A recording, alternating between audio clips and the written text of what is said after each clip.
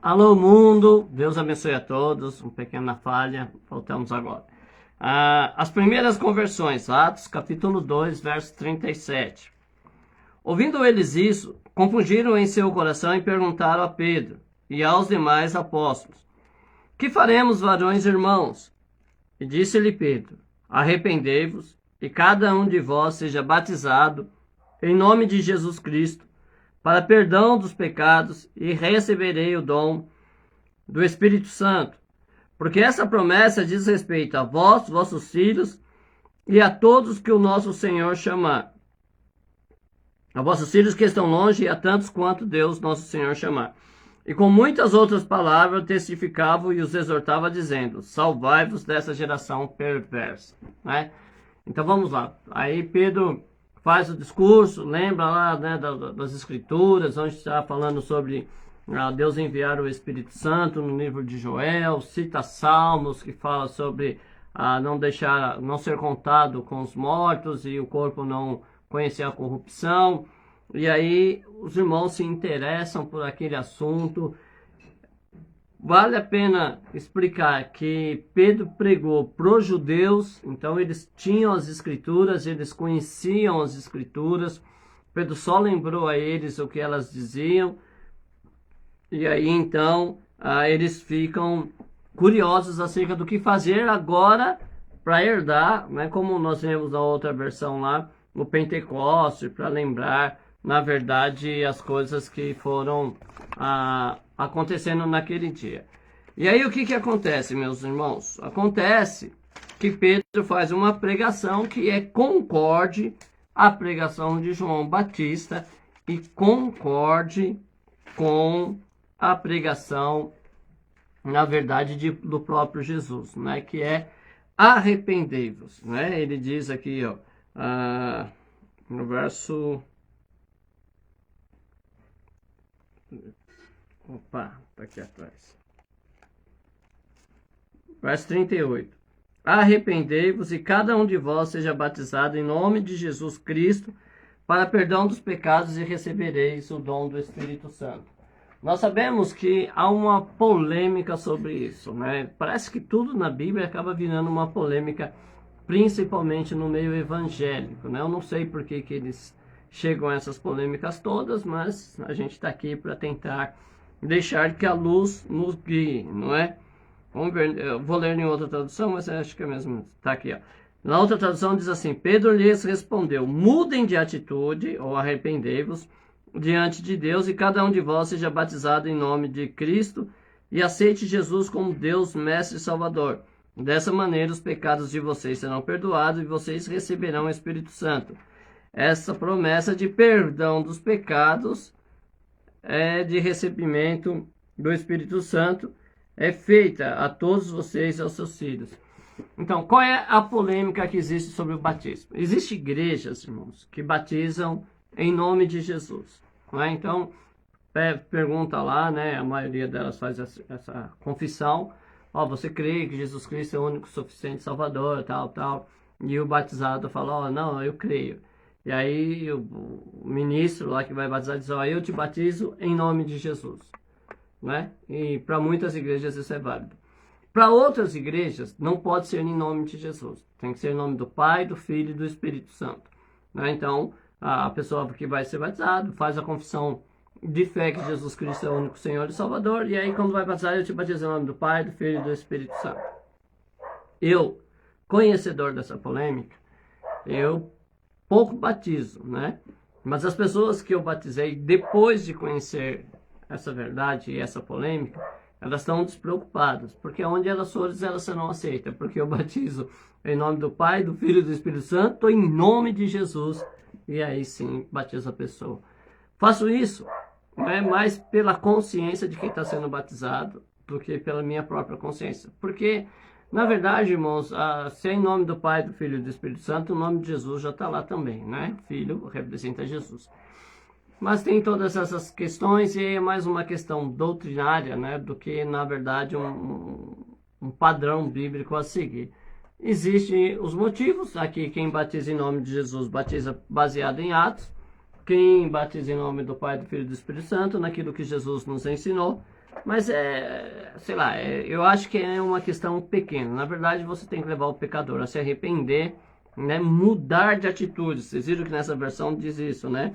Mudem de atitude diante de Deus. O arrependimento é justamente isso, é mudar de atitude. Então aqui cai por terra a síndrome de Gabriela, né? Eu sou assim, vou morrer assim, não serve para cristão. Você tem que mudar de atitude.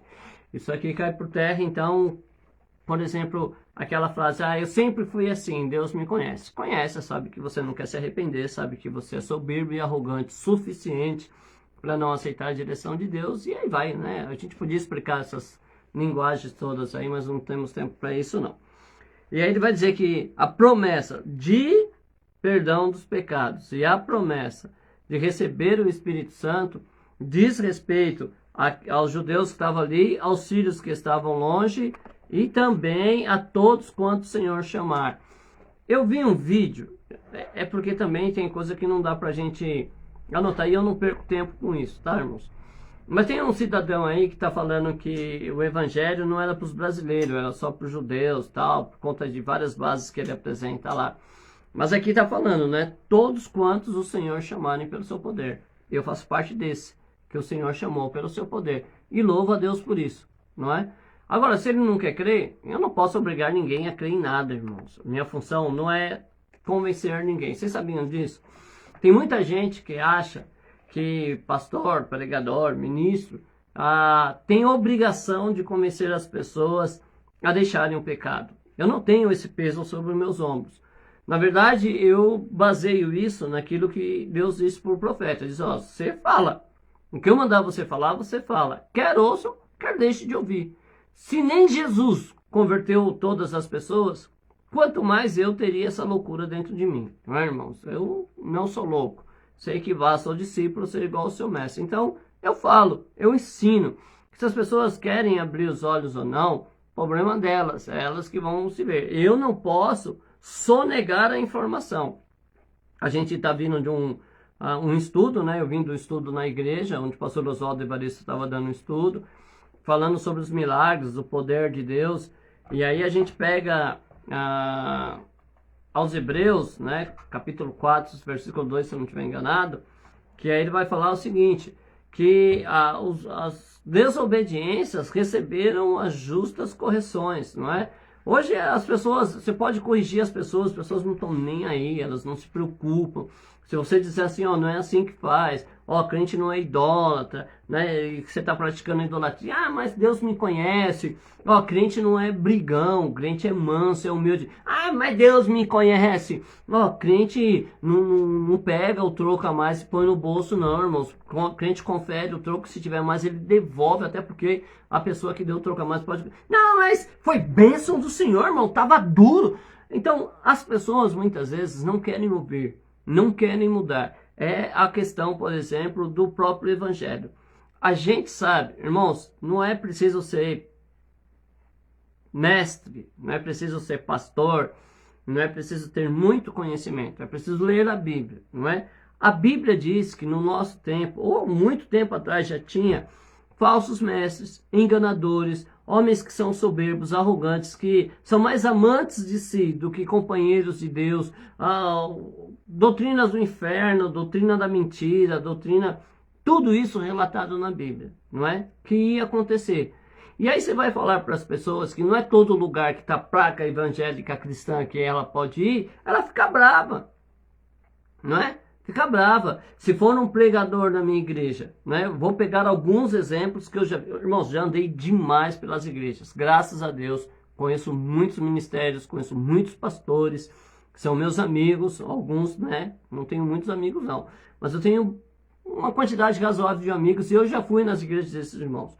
Vou contar algumas coisas que eu já vi dentro de igreja, só para você ter uma noção, não é?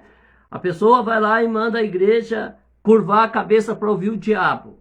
Ela faz questão de dizer assim, é o diabo que vai falar, irmão, baixa a cabeça para ouvir o diabo. Eu não sei de onde, né, o pregador quer ser portador da mensagem do diabo, mas cada um serve o Deus que quer e ele queria servir o diabo. Só que a igreja baixou a cabeça, irmãos, para ouvir, né? Não sei o que a igreja também queria ouvir o diabo, no meio de uma pregação que era da palavra de Deus. Mas cada um quer ouvir o que quer. A Bíblia diz que as pessoas buscam o que querem, né? Buscar e vai achar. Buscou o capeta falou com eles. E a igreja baixa. O que acontece, irmãos? Se eu for corrigir, irmão, você não pode fazer isso, ele vai dizer que eu estou me levantando contra ele. Né? Ainda bem que eu não era pastor da igreja, não tive esse fardo sobre meus ombros. Mas todo mundo que me conhece viu que eu rejeitei, que eu não participo dessas coisas, viu, irmão? Antigamente, né, hoje até graças a Deus melhorou, talvez porque seja tão comum que nem precisa mais ressaltar. Mas os pastores convidavam o pregador para a igreja, e o pregador fazia todo um show pirotécnico, mas não falava da palavra. O pastor percebia isso e dizia assim, irmão, não toque no ungido, porque senão você vai pagar preço. Eu não toco em ungido nenhum, irmãos. Não toco. Mas eu dar crédito para quem faz palhaçada dentro da igreja, não dou também. Não dou. Não é? Se tiver que corrigir, eu corrijo. E digo, irmão, não é assim que se faz. Se é claro que não vou chegar brigando. A Bíblia não me dá essa autoridade. Ela diz que eu devo chamar de canto e corrigir como se fosse o meu pai. Né? Eu não sou abusivo com meu pai, tinha respeito para falar que a minha mãe tinha respeito. Então eu não vou ser abusivo com o irmão. Mas eu vou dizer para ele, irmão, essas coisas não faz. Não é? Agora, é tocar? Não, não é tocar. Só que eu também não vou levar para casa isso, irmãos. Não vou participar de reuniões que tem um monte de mentira, um monte de engano. Não é? É uma coisa, é eu cair numa cilada. Vamos ali, né? Uma igreja boa, santificada, aí eu vou lá e acontece algumas coisas que a gente vê aí nos escândalos da internet. Eu fui enganado. Agora, saber que isso vai acontecer aí, eu não vou, irmãos. Não sou melhor do que ninguém. Melhor do que ninguém. Quem me conhece pode dizer para você, eu não sou melhor do que ninguém. Nunca. Nunca na minha vida eu me fiz melhor do que ninguém. Eu reconheço que sou um pecador totalmente dependente da graça e misericórdia do Senhor para sobreviver, irmãos. Reconheço os meus erros e as minhas falhas. Um dia uma pessoa foi na minha casa e disse assim, pastor, o senhor é pastor e não pode falar das suas fraquezas no altar. Eu falei, eu falo das minhas fraquezas aonde Deus mandar e não quero que ninguém pense que eu sou super-homem. Então eu não posso alimentar uma postura de quem não erra, de quem é superior, porque eu não quero que as pessoas me olhem assim. Eu quero que as pessoas me vejam como um ser humano que eu sou, dependente da graça de Deus, sujeito às mesmas paixões que vocês e sujeito às mesmas paixões que Elias, inclusive a Bíblia diz, não é? Então a gente tem que tomar cuidado com isso. Então se as pessoas vão aprender ou não, não é problema meu, eu tenho que ensinar. E então as promessas diz isso a respeito a nós, a quem Deus chamar ainda, diz respeito aos judeus, diz respeito aos gregos, aos bárbaros, aos tolos. A Bíblia diz que até o louco acertará o caminho, irmãos. Então até para louco eu tenho que pregar. Eu prego para prostituta, prego para traficante, prego para viciado, prego para morador de rua. Uma vez eu estava numa área meia conhecida por causa de tráfico e essas coisas, e a polícia me parou, né? Quem me conhece sabe que eu quase não ando de social, principalmente se for durante o meu dia a dia. E aí eu estava trajado normal, uma época de frio, com uma jaqueta, tudo. E aí o policial achou que eu estava com um cara meio que não de cristão. E aí o policial me abordou, fez toda a revista, fez o trabalho dele, né? E que é necessário fazer, se ele vê alguma coisa suspeita deve parar mesmo. E aí depois ele viu que não tinha, fez as perguntas, me interrogou, falei que eu estava vindo de uma missão, tal, tal. Ele falou, não, tá bom, pode ir embora. Eu falei, então antes de eu ir embora eu posso deixar um folhetinho com o senhor, porque policial também precisa da salvação, não é? Não é sempre que eu faço isso não, mas aquele dia aconteceu. Então, eu não faço acepção de ninguém, né? Não julgo que ninguém não merece a graça de Deus. Eu acho que todos merecem. Não vou dizer que eu sou, porque eu creio que Deus me mudou muito. Mas eu era o pior da face da terra. O pior ser humano existente na face da terra era eu, irmãos, não é? E Deus me resgatou, não por nada que viu em mim, né? Mas pela sua infinita graça e misericórdia. Então, eu não vou deixar de pregar isso para quem quer que seja. Se as pessoas não querem acreditar, o problema é delas. Mas vamos lá. Verso 40. Através destas e de outras mensagens, Pedro aconselhava as pessoas que ouviam afastem dos homens perversos, né? Ou escapa dessa geração perversa. E todos que acolheram essa mensagem foram batizados naquele dia. Cerca de 3.000 pessoas aderiram aos apóstolos, né? Essa é a tortura de todo grande pregador, né? Ainda bem que eu nem sou grande porque eu não passo por isso. Mas todo pregador que começa a fazer sucesso, que começa a ter agenda, né? Ó, agendas abertas, né? Eu não acho errado, não estou só brincando aqui. Mas o que acontece? Todos esses pregadores têm o pesadelo de Pedro, que com uma pregação fez com que 3.000 pessoas decidissem aceitar o Evangelho de Jesus Cristo, não é? A gente passa anos pregando e às vezes uma alma aceita, quando aceita ainda, e nos dias atuais está mais difícil ainda, não é verdade? Mas graças a Deus que as almas são do Senhor e Ele vai cuidar de todas, não é? 3.000 almas foram batizadas. Agora, qual é a mensagem que fez essas pessoas chegarem à decisão de se batizar? Arrependei-vos. Mudem de atitude diante de Deus. Não tá legal viver assim. E eles eram judeus, o povo de Deus. Talvez hoje seríamos nós a igreja. Será que Deus mandando uma mensagem como essa hoje não quer falar comigo? Será que não existem atitudes em mim que precisam ser mudadas? Será que não há comportamento meu que devem ser melhorados na presença de Deus? E eu nem vou falar dos pecados absurdos. Por exemplo, será que eu não preciso orar mais? Será que eu não preciso me preocupar mais com o que diz as Escrituras? Será que eu não preciso olhar mais para o lado para ver a necessidade do meu irmão? Será que eu não preciso mais apoiar mais as pessoas que têm sonhos, que têm projetos? Enfim, eu acho que a palavra fala com todos nós. 42. Todos seguiam fielmente as instruções que recebiam dos apóstolos. Seguiam fielmente. O pastor disse, está dito. Olha só que coisa, hein? Quem é o pastor que não deseja isso? Não é? Que deu uma ordem e as pessoas vão obedecer sem briga, sem contender, fielmente, não é? Às vezes a gente ouve da igreja lá da Conchichina, e que eu já me tornei presidente dela, vocês lembram de ontem, né?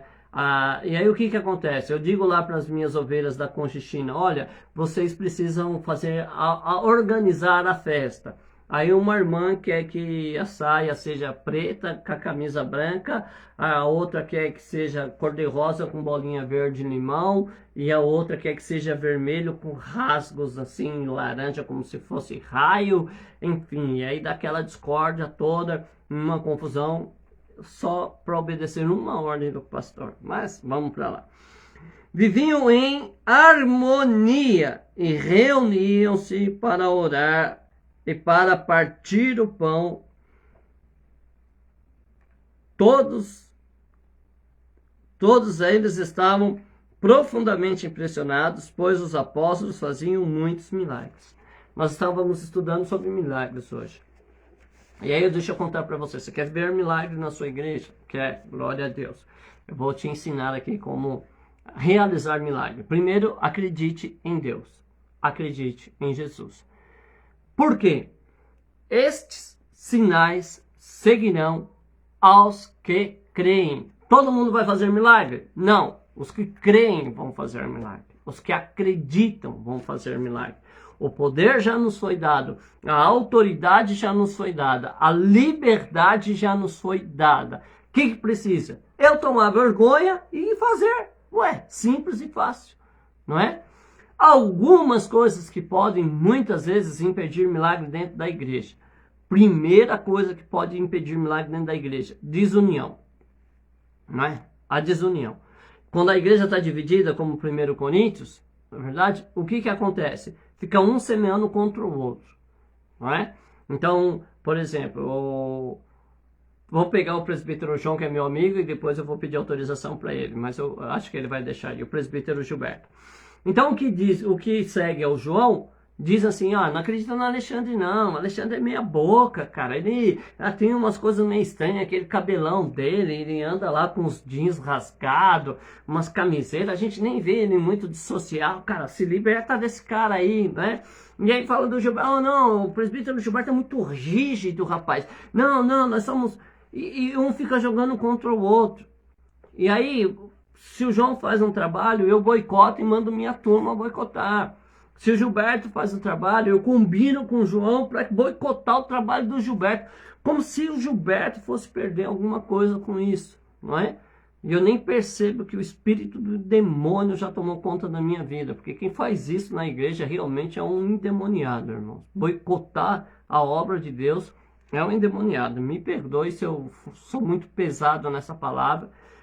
Vamos amenizar, né? É minha responsabilidade. Quem faz isso é alguém que está possesso de um espírito maligno. Ficou melhor para você? Tá bom, então. Então, essa divisão. Mas quando a gente se une, então os milagres acontecem. Eu estava pensando hoje, quando o pastor estava ensinando. Sabe como é que era legal se a gente pudesse fazer? Vamos supor, vamos fazer um culto de milagre. Não é errado nominar culto, né? Eu, pelo menos, não vi na Bíblia nenhuma coisa. Nem ordenando, né? Nem proibindo. Mas aí fica na nossa loucura. Mas vamos lá. Quinta-feira dos milagres. Certo? Certo. Então, a igreja tem lá as pessoas, nós deixamos um espaço na frente lá do púlpito e as pessoas vão vir para a gente orar e ele ser curado. Em vez daquele show pirotécnico, ou em vez de eu descer e impor as mãos sobre todos, eu posso muito bem chamar os meus amigos, obreiros, né, para ungir, principalmente os presbíteros. Na igreja que eu congrego, eu já avisei o pastor, né, ele até concorda com essa visão, e avisei os presbíteros. Eles ungem e curam. A Bíblia diz que chamarão os presbíteros e eles ungirão. Então os presbíteros vão ungir e curar. Eu vou ficar fazer o quê? Eu oro junto com eles, não é? Enquanto eles estão ungindo e orando com imposição de mão, eu posso orar no altar, sei lá, entendeu? Mas eu quero que Deus use eles. E quero que a igreja ajude nessa oração. Não os obreiros estão orando lá e a igreja está... Deixa eu ver no WhatsApp se alguém mandou já alguma coisa. Deixa eu postar fotinho dos irmãos orando. Não, essas coisas não acontecem no meio da igreja de Cristo, irmãos. Sabe? Quando a gente está distraído assim é porque aquele espírito está chegando perto de nós, né? Não pode falar tão duro, pastor. Então a gente precisa se unir para isso. Fazer esse trabalho. Mas tem que acreditar, não é? Quem acredita em Deus, quem acredita em Jesus e quem nasceu de novo, de verdade, ele traz algumas marcas nele. É uma pessoa de oração, é uma pessoa que consagra a sua vida, é uma pessoa que estuda a Bíblia, é uma pessoa que mantém a paz com todos. Até no partir do pão, não é? Depois em uma carta, Paulo vai dizer sobre ser hospitaleiro. Quem nasceu de novo é hospitaleiro, não é? E aí você vai julgar você mesmo. Eu não posso fazer isso.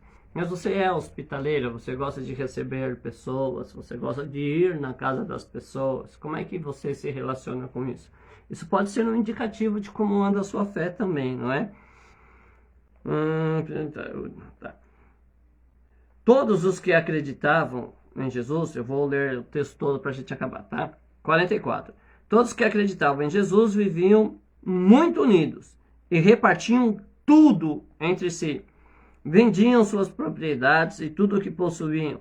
O dinheiro das vendas repartiam entre todos os conforme as necessidades de cada um, todos os dias em perfeita união. Reuniam-se no templo e em suas casas, partiam o pão e juntos comiam com alegria e simplicidade de coração. Eles louvavam a Deus e todo o povo tinha estima por eles. E a cada dia que passava, o Senhor aumentava o número daqueles que eram salvos. Unindo-se a Cristo, o Salvador, os seguidores de Jesus principiavam o caminho de sua salvação eterna. Então, eles estavam juntos, eles eram unânimes, irmãos, não é? E ninguém tinha coragem de dizer que coisa alguma era de uso particular. E outro dia eu estava falando sobre isso. Imagine imagine que Deus vai fazer uma obra daquelas coisas grandes que a gente não sabe, e Deus vai me dar como presente uma Ferrari. Outro dia eu falei da Lamborghini, vou voltar para minha Ferrari. Toda vermelha, painel de madeira, banco de couro branco, certo? É minha, eu faço do jeito que eu quiser, não é? Toda equipada com ar-condicionado, airbag, tudo que um carro bom pode ter. E aí Deus me dá essa Ferrari. E aí eu tenho o espírito que agia na igreja primitiva, certo? Eu faço o quê?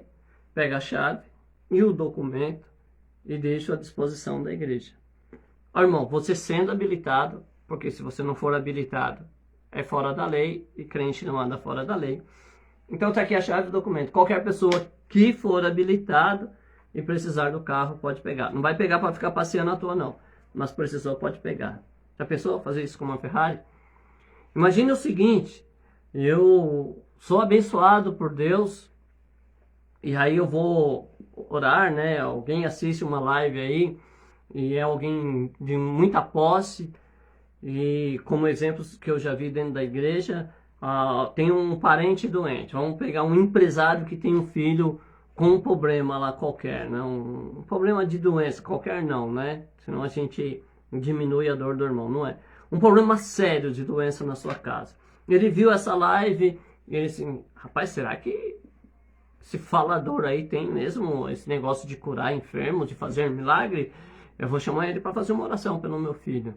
E vamos supor que eu vou, não sozinho, vou levar o corpo de obreiro.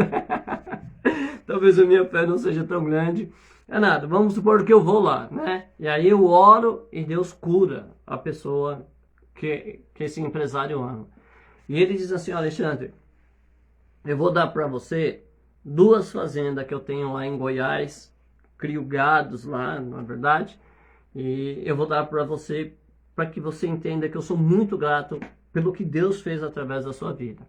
Eu ouvi falar lá de um cheque lá da Igreja do Evangelho Pleno, essa história não me sai da cabeça, mas tudo bem. Mas aí eu ganhei, certo? Ganhei 2 fazendas. É claro que eu não vou precisar de 2 fazendas, até porque eu nem vou morar na fazenda ainda.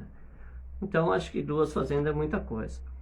Eu faço o seguinte, vendo uma, né? Ó, Deus me abençoou com 2, eu vou vender uma, eu vou fazer o seguinte, vou pegar o dinheiro e vou levar lá para o pastor Oswaldo, que é o meu pastor, para ele distribuir e suprir a necessidade dos irmãos que congregam comigo. Eu não vou dar o dízimo da fazenda, eu vou dar todo o dinheiro da venda.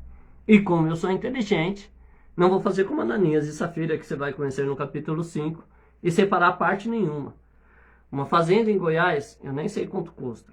Vou chutar aqui, 3 milhões de reais, não é? Porque não é só a fazenda, tem os gados que estão lá, que também agora é meu por direito. Então, eu tenho 3 milhões de reais que eu vendi a fazenda. Eu pego esse dinheiro e levo aos pés do meu pastor, digo, pastor, esse dinheiro aqui é para o senhor distribuir para os necessitados da igreja. Será que eu teria coragem de ser crente assim, irmãos? Não é? Será que eu realmente teria coragem de fazer isso? Vamos supor, testemunhos que eu acho estranho. 1000 par de sapatos diz que tem uma cantora aí, deve ter mais agora. Para que ela quer tudo isso? Por que ela não vende, faz um bazar? Por que ela não doa isso para os irmãos que não têm? Não é? É errado? É pecado ela ter 1000 par? Eu não acho que é pecado, mas eu acho que é uma vaidade besta, né? Que ela não vai usar. E se ela tem 1000 par, ela não vai usar metade disso mais que uma vez. Não é verdade? Então isso é vaidade. Ajuntar os tesouros nessa terra é uma vaidade, não é? E a gente precisava olhar um pouco para a igreja por causa disso. Aí eu vou fazer 2 perguntas para você como lição de casa. Primeira pergunta, certo? Primeira pergunta. Como está você, como está você nessa condição? Como que esse espírito que você diz ser o de Deus tem trabalhado na sua mente e no seu coração. Você se preocupa com o seu irmão. Quando você vai para o culto, que você vê que tem um irmão mais destacado, que prende o pé no chão lá para não mostrar a sola do sapato furado, ou que às vezes sai correndo do culto porque a roupa dele, sei lá, tá muito surrada, né? E ele tem vergonha porque, graças a Deus, Deus tem abençoado aí, tem bastante roupa chique pelas igrejas, na verdade. Qual é o sentimento que você tem? Que tipo de sentimento causa em você quando você vê um morador de rua passando fome ou pegando comida na lata do lixo? Que tipo de sentimento está em você quando você vê um irmãozinho, não é? Que às vezes vai para a igreja e tem uma cantina lá que os irmãos se esbaldam, não é verdade? E o irmãozinho sai desapercebido com seus filhos porque não tem dinheiro para comprar. Primeiro, eu vou dar minha opinião particular. Eu acabaria com todo esse negócio de cantina paga na igreja, certo? Porque eu acho que é uma coisa violenta isso. Pode não ser para você que está abençoado, mas para quem não tem dinheiro é violento, principalmente se tiver filho pequeno, neto pequeno que quer levar para a igreja, não é? É muito complicado isso. Pensa um pouco. Olha a Deus, quem sabe Deus usa você para fazer o bolo, para fazer a torta. As irmãs têm dotes culinários magníficos, mas para doar isso à igreja, né, irmãos? Às vezes o pobrezinho vem do trabalho, não tem recursos para comer um lanche, todo mundo vai comer e ele vai sair pela culatra. Mas que tipo de sentimento tem no seu coração com isso? A segunda pergunta não é tão distante da primeira, não é? É como você vê esse sentimento na igreja. E é claro que eu estou falando da igreja universal, não a do reino de Deus, a igreja no modo geral, mas como você vê isso na igreja em que você congrega? Como que você vê essa questão dos necessitados, da comunhão, por exemplo? Como está a sua comunhão com a igreja? Como é a sua amizade com o seu pastor? Não é? Que tipo de interação vocês têm? Qual é a sua intimidade com os irmãos da igreja? Eu não estou falando de intimidade sexual, viu, irmãos? Porque tem um monte de gente que já leva para esse lado.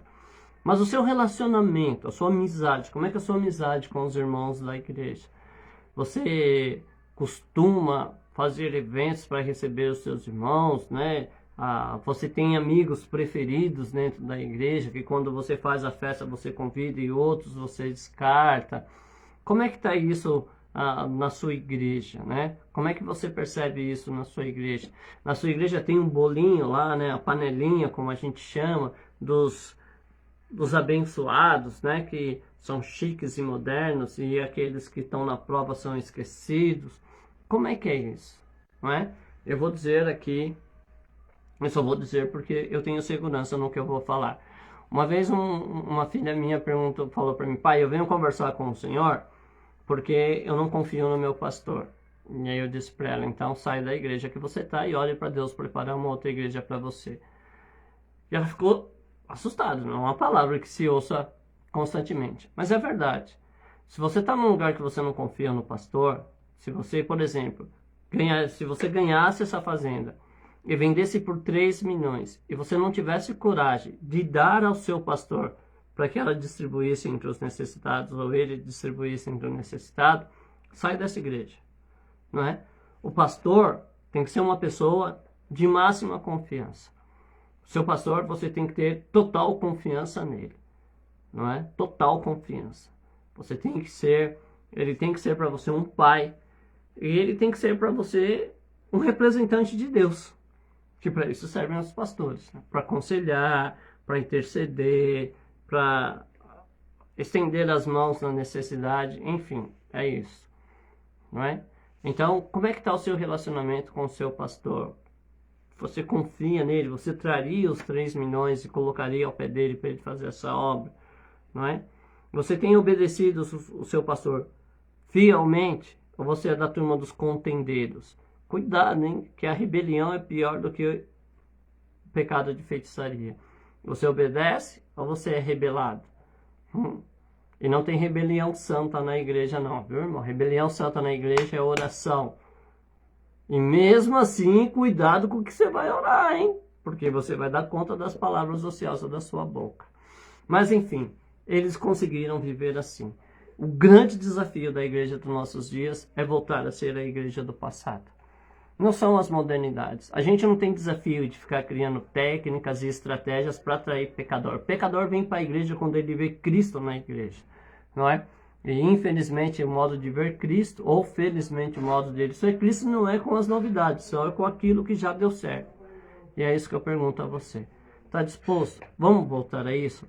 Vamos voltar a uma comunhão, a estar unidos, a estar unânimes, juntos, orando, partindo o pão, ajudando um ao outro, abençoando uns aos outros.